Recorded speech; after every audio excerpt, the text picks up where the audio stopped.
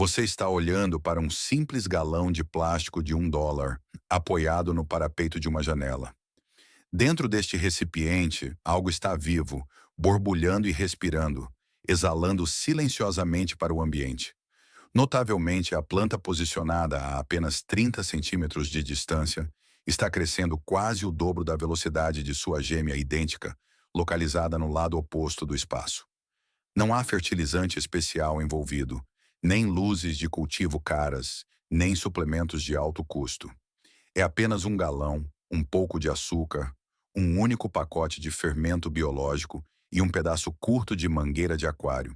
E essa é toda a configuração. Agora, se aqui está a pergunta que ninguém na enorme indústria da jardinagem quer que você faça. E se a razão principal pela qual suas plantas estão crescendo lentamente não tiver absolutamente nada a ver com a qualidade do solo, seu cronograma de rega ou seus níveis de luz?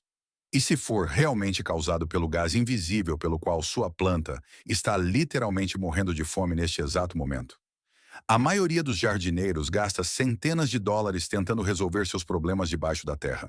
Eles investem em misturas complexas de nitrogênio, impulsionadores de fósforo e kits de teste de pH.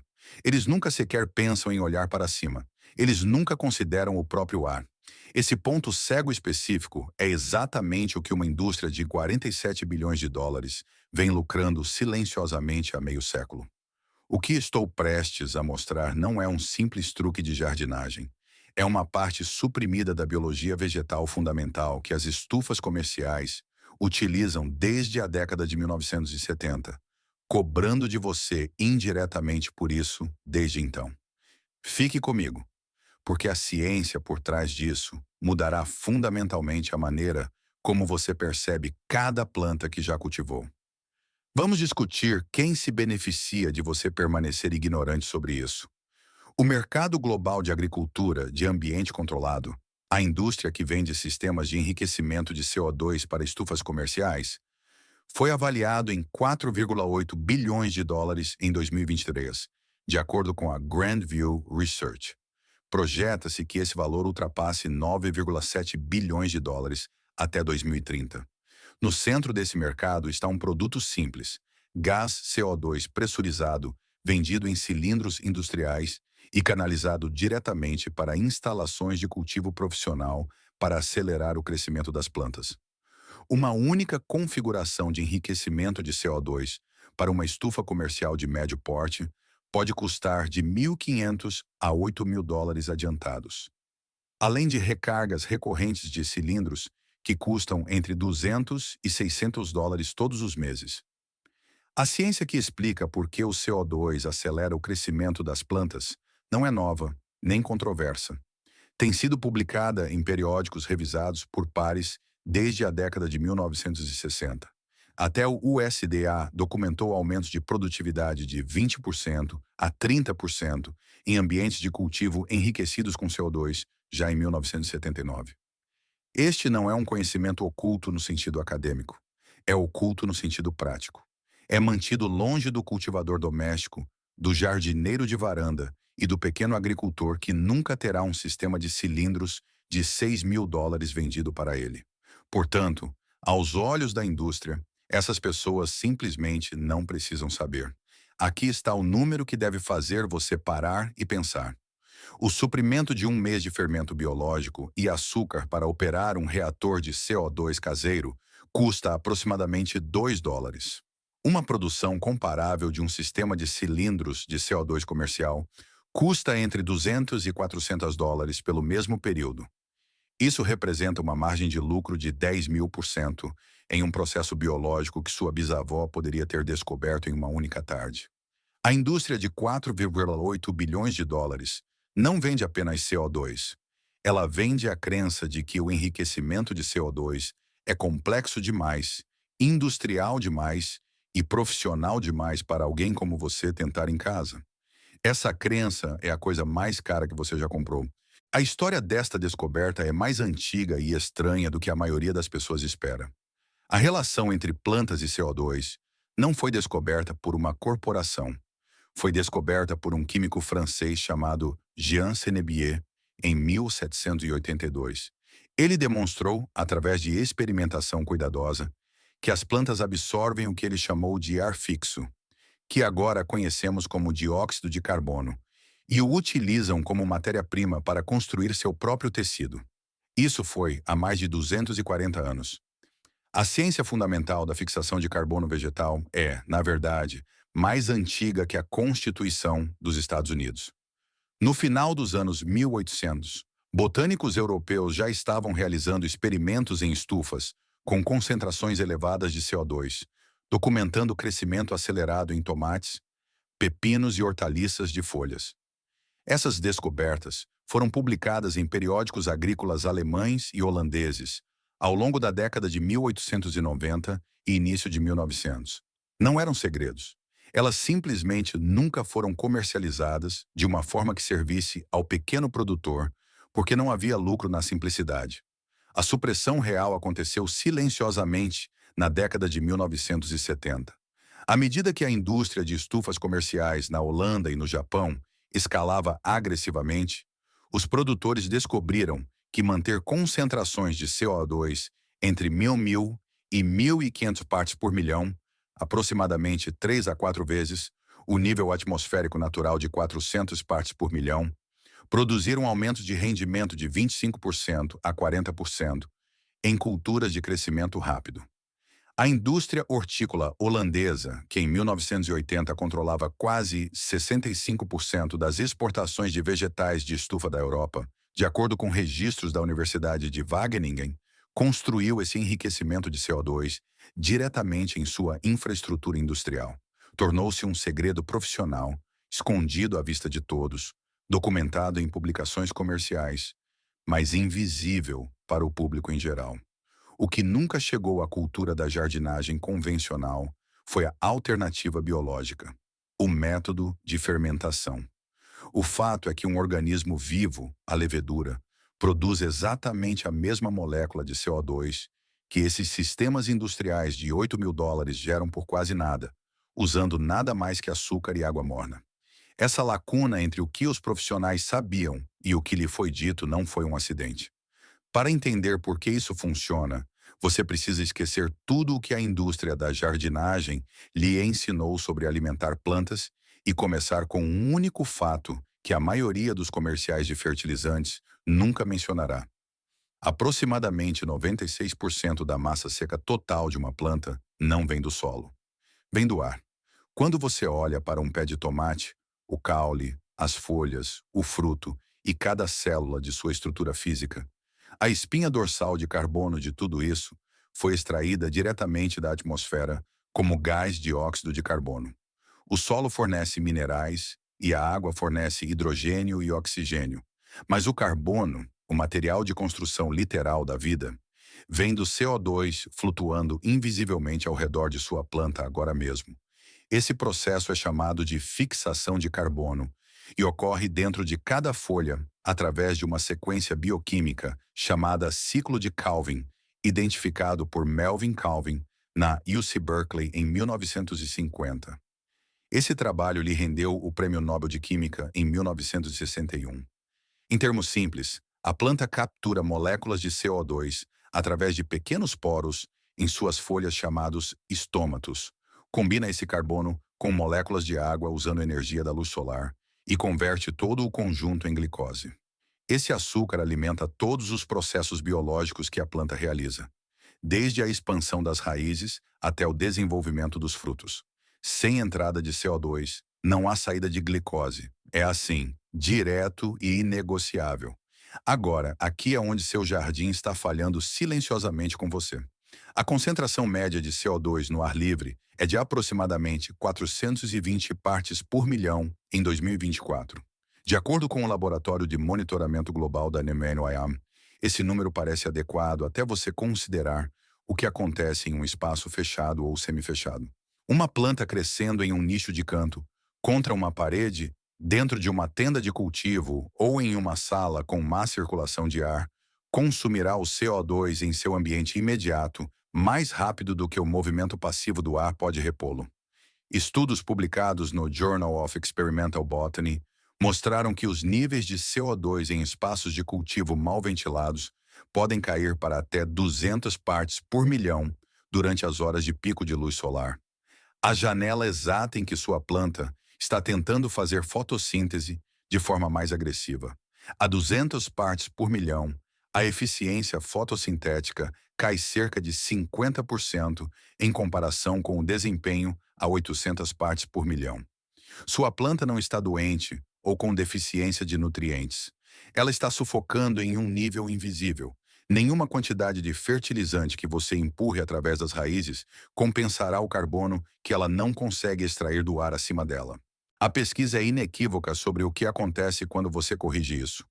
Uma meta-análise de 2004, publicada no periódico New Phytologist, revisando 159 estudos separados sobre enriquecimento de CO2 em várias espécies de culturas, descobriu que elevar a concentração de CO2 para entre 700 e 1.000 partes por milhão produziu um aumento médio de biomassa de 17% em plantas lenhosas e de até 28% em culturas vegetais de crescimento rápido. Um estudo de 2017 da Universidade de Wageningen, examinando especificamente a suplementação de CO2 em pequena escala no cultivo de tomates, relatou aumentos no rendimento de frutos de 23%, sem insumos adicionais de água, fertilizante ou luz.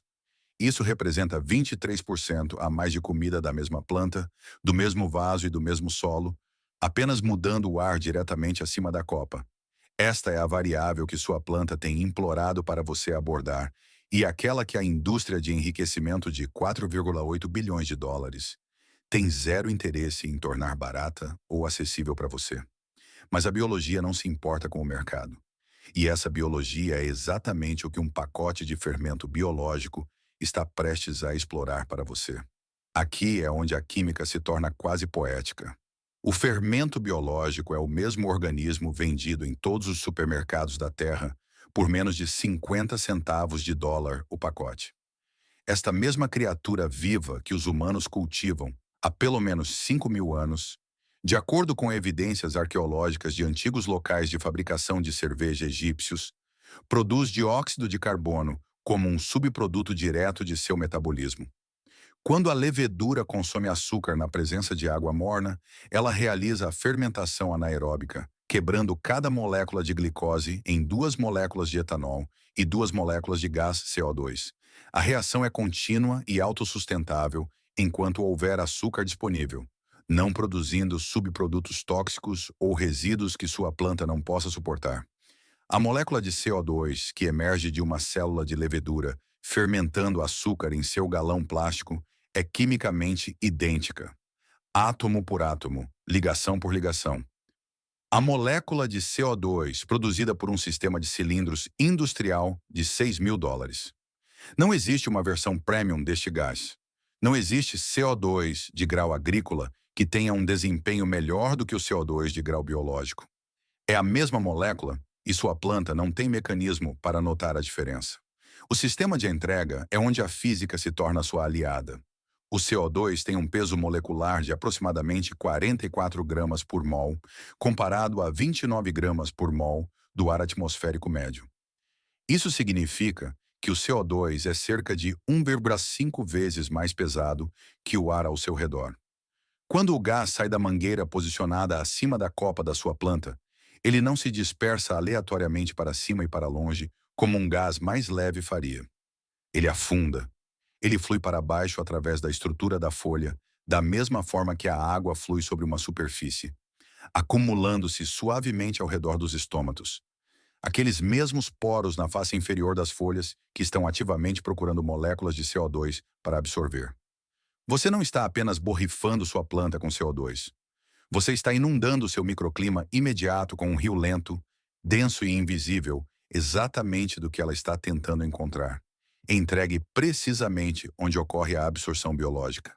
A eficiência dessa entrega passiva em um ambiente de ar estagnado é genuinamente comparável a sistemas de injeção ativa, que custam centenas de vezes mais. Agora, a honestidade exige uma pausa. Este método tem limitações reais.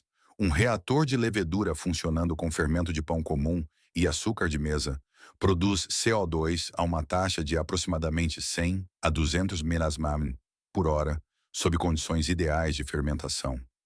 Um valor documentado na literatura de fabricação caseira e consistente, com medições feitas por experimentadores hortícolas independentes. Essa produção é suficiente para elevar significativamente a concentração de CO2 em um pequeno espaço fechado ou semifechado de aproximadamente 10 a 20 pés cúbicos ao redor de uma única planta ou pequeno grupo. Ele não transformará uma sala grande e aberta, nem substituirá a ventilação em uma tenda de cultivo em grande escala sem múltiplos reatores simultâneos. Se você espera resultados industriais em um espaço industrial a partir de uma configuração de $2, você ficará desapontado. O que ele fará de forma confiável, consistente e por quase nenhum custo é resgatar uma planta que está faminta por CO2 em um canto confinado, um espaço apertado na varanda, uma prateleira interna ou qualquer ambiente onde o ar parado esteja sufocando silenciosamente o potencial fotossintético de sua planta. Para esse problema específico, este reator biológico de $2 não é um meio termo. É a solução mais precisa disponível em qualquer faixa de preço. A única questão que resta é como construí-lo, e essa parte é quase insultuosamente simples. Você precisa de 5 coisas: um galão de plástico de cerca de 4 litros com tampa de rosca, um pedaço de mangueira de plástico flexível de cerca de 1 metro de comprimento, mangueira de aquário, uma pequena quantidade de selante à prova d'água ou silicone, uma xícara de açúcar branco granulado comum e um pacote padrão de 7 gramas de fermento biológico seco instantâneo. A montagem leva menos de 10 minutos. Pegue a tampa do galão e faça um único furo largo o suficiente para a mangueira passar com uma leve resistência. Passe aproximadamente 5 centímetros de mangueira pelo furo pelo lado de fora, de modo que a extremidade curta fique dentro do galão e a extremidade longa se estenda para fora. Selhe ao redor da mangueira em ambos os lados da tampa com seu silicone, certificando-se absolutamente de que não haja frestas por onde o gás possa escapar. Esta vedação é o único passo técnico que importa. Se o CO2 vazar pela tampa em vez de viajar pela mangueira, todo o sistema perde sua entrega direcional. Deixe o selante curar totalmente antes de prosseguir. Assim que o conjunto da tampa estiver pronto, despeje uma xícara de açúcar no galão e adicione aproximadamente 3 xícaras de água morna, idealmente entre 21 e 27 graus Celsius, que é a faixa de temperatura onde o fermento biológico opera em seu pico de eficiência metabólica. Adicione seu pacote de fermento, gire o galão suavemente até que o açúcar comece a se dissolver e, em seguida, feche a tampa firmemente. Dentro de 30 a 60 minutos, você verá as primeiras bolhas se movendo pela mangueira. Isso é CO2 produzido ao vivo, sob demanda, por um investimento total de material inferior a $2. Posicione o galão na mesma altura da sua planta, ou ligeiramente acima dela, e direcione a extremidade aberta da mangueira para que fique pendurada de 5 a 7 centímetros acima do topo da copa, apontada para baixo. Não enterre a mangueira na folhagem. Você quer que o CO2 se espalhe pela superfície das folhas, vindo de cima, deixando a gravidade carregá-lo para baixo como uma cachoeira lenta. O reator produzirá CO2 ativamente por 5 a 7 dias, antes que o suprimento de açúcar se esgote. O custo mensal total para operar um reator continuamente é de aproximadamente $1,80. Usuários relatam diferenças visíveis no desenvolvimento de novas folhas dentro de 7 a 10 dias, com aumentos mensuráveis na espessura do caule em plantas como tomates, pimentas e manjericão. Você não é mais um consumidor passivo de uma indústria de 9,7 bilhões de dólares. Você é um cultivador que entende a camada invisível da agricultura que eles esperavam que você nunca encontrasse. Se esta história mudou a maneira como você olha para o próprio ar em seu jardim, por favor, inscreva-se e curta este vídeo. Dedicamo-nos a desenterrar a história e a ciência que eles tentaram manter enterradas. Comece a cultivar seu próprio futuro hoje. O próximo tesouro escondido do jardim será revelado muito em breve.